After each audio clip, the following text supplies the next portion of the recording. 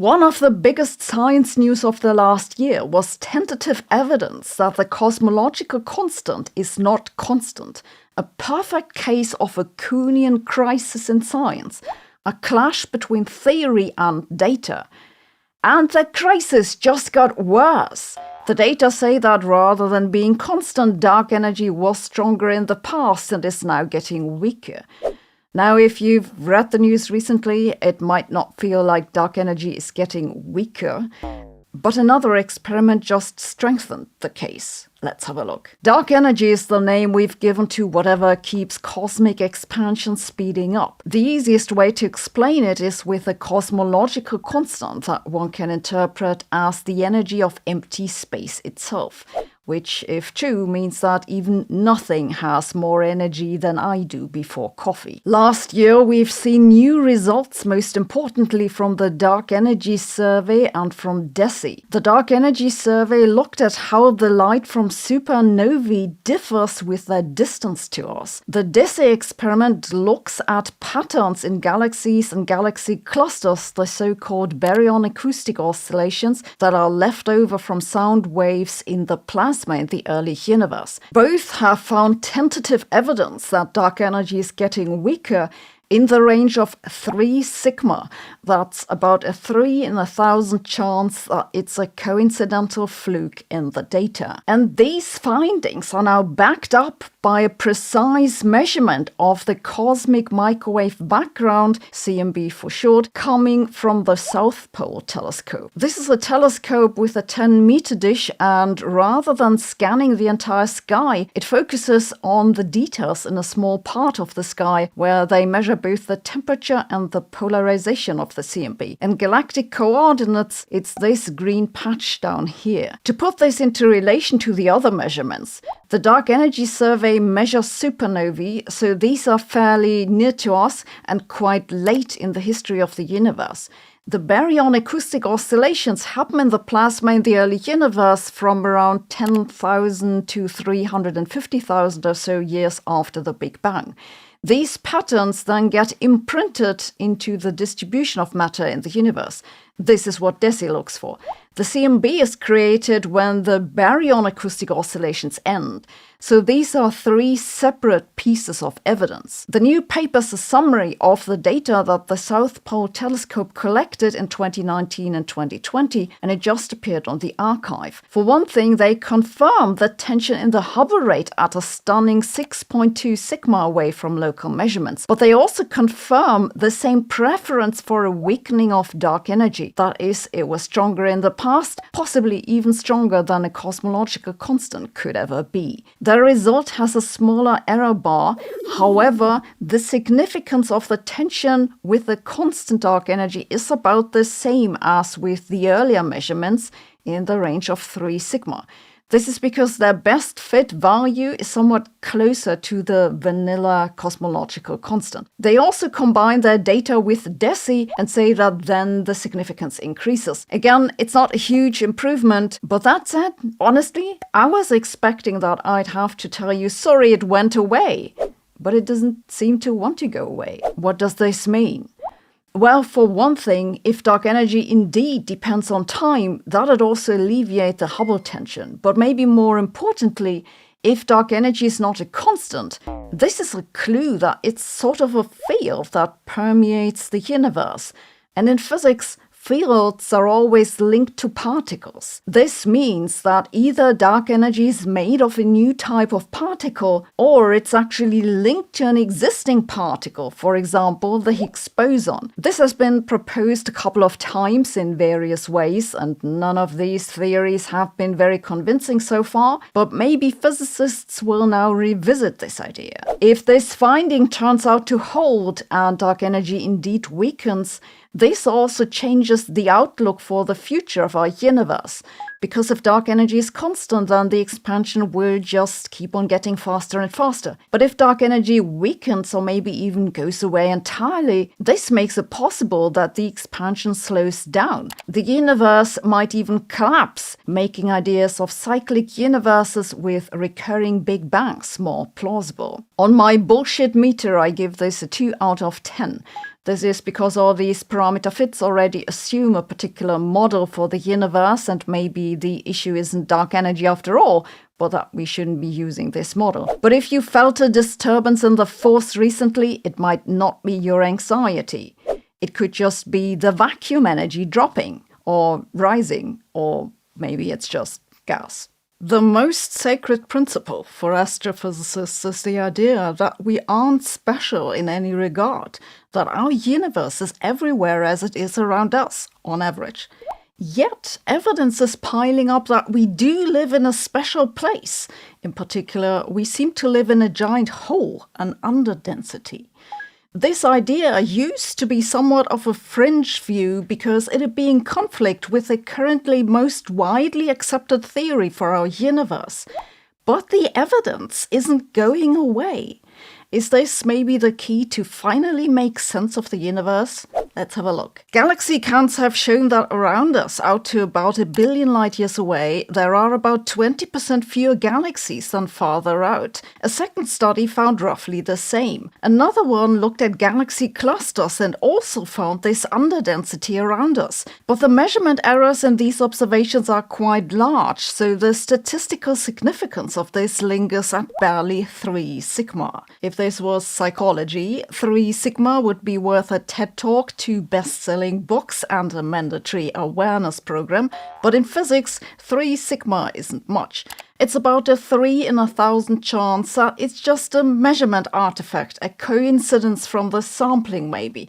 But still, it's not nothing. So why have astrophysicists pretty much ignored this? It's because if it were real, if the density around us really was 20% below average, that'd be really hard to explain in the current standard model of cosmology.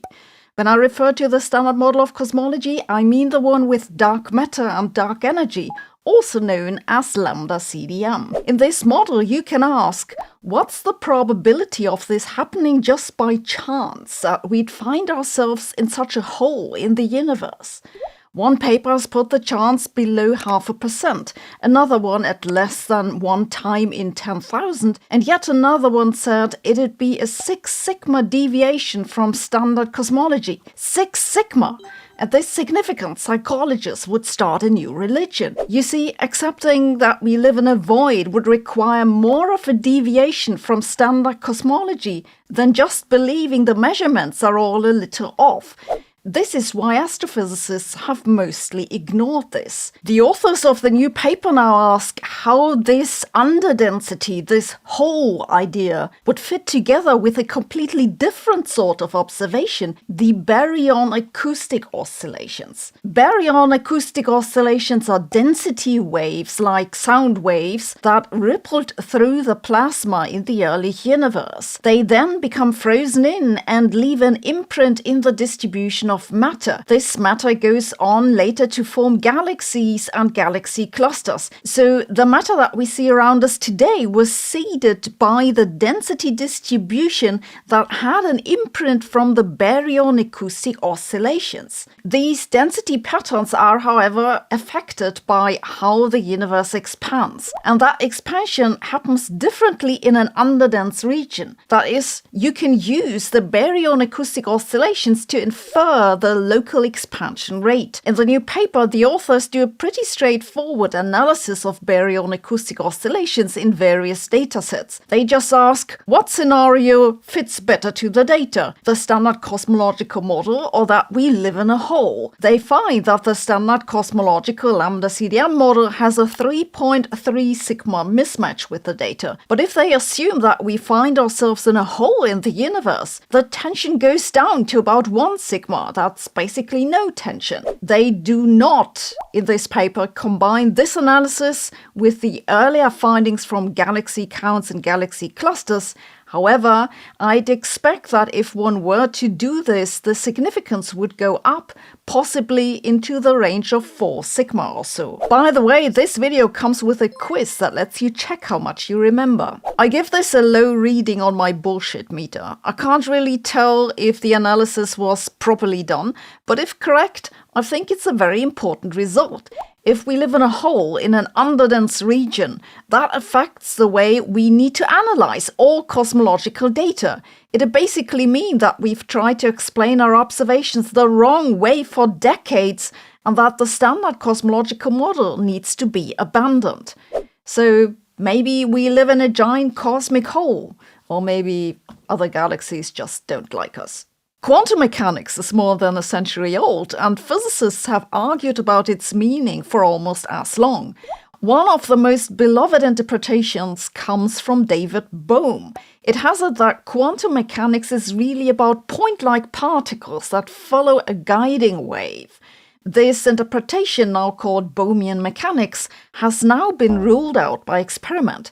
That's a pretty big deal after 70 years of argument. You could almost call it progress. In the standard formulation of quantum physics, everything is described by a wave function. The wave function itself is not observable. We just use it as a tool to calculate the probabilities with which we observe measurement results. In quantum physics, we can't predict exactly what the measurement outcome is, just this probability. It's therefore a non-deterministic theory with a fundamentally random element. Bohmian mechanics, sometimes called pilot wave theory, was proposed by David Bohm about 70 years ago. At first glance, it seems to be just a reformulation of the mathematics of quantum physics. One takes the wave function apart into an equation for a guiding field, plus the equation for particles moving in that field. One then says, well, but we didn't know exactly where the particles started. We just have a probability distribution of starting positions.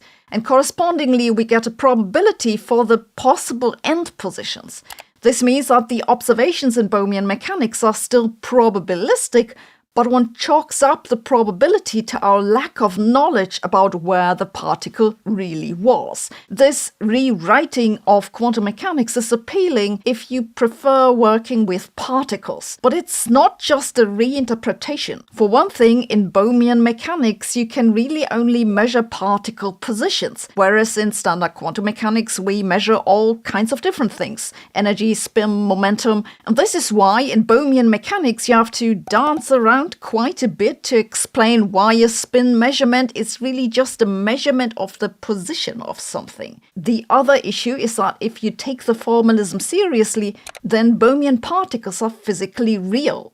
It's this latter point that the new experiment has just bluntly ruled out. What did they do? For this experiment, they let photons, quanta of light, travel in a thin gap between two mirrors. In the one mirror, they've tiny valleys carved in, so that creates a basically one-dimensional waveguide. And the mirrors are not perfectly reflective. A small part of the photons leak, and that allows the scientists to measure what's going on inside the waveguide. The waveguide first gets deeper, so the photons have more space, and then it suddenly makes a jump and gets thinner again. This is like a sudden block, and for the photons, it's like hitting a wall. But just before the block, they add a second guide next to the first. This is close enough so that the photons can tunnel from the blocked path to the other. What will happen then is that the photons will tunnel into this other waveguide and then distribute into this. A tunneling process in quantum mechanics means that it's possible for a particle to go through a barrier even though its energy isn't high enough. If the particle didn't have quantum properties, tunneling would be impossible. But with quantum properties, it has a chance.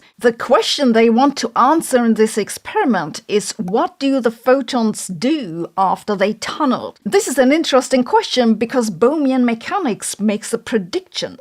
It says the particles just sit there. They have basically zero velocity. So what they measure in this experiment is how the second waveguide fills up. the one into which the photons have tunneled, and they find that the photons spread from the point where they appeared. This means they didn't have zero velocity. That is, their result directly disagrees with the Bohmian mechanics interpretation.